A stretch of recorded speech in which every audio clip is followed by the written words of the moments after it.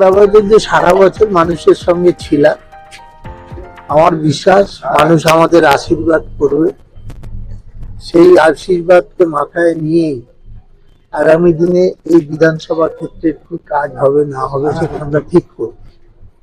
এবং এই ঘোরার পথে অনেক চাহিদা, অনেক কিছু আমরা জানতে পারবো। সেই চাহিদাগুলো আমরা চেষ্টা করব সেই কাজগুলো, মানুষের অসংখ্য কাজগুলো যাতে আমরা করতে পারি, এটাই মূল উদ্দেশ্য।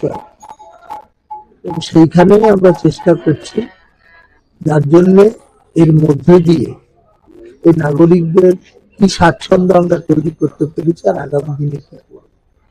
এবং মানুষের পরে আমার বিশ্বাস আছে তারা আমাদের সমর্থন করবেন। কারণ মধ্যমগ্রামে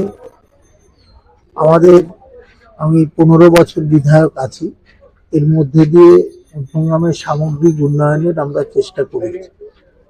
হয়তো কিছু কাজ অসমাপ্ত আছে, সেই অসমাপ্ত কাজকে আগামী দিনে করবার জন্য আমাদের চেষ্টা। নিকটতম প্রতিদ্বন্দ্বী আপনার সামনে কেউ নেই।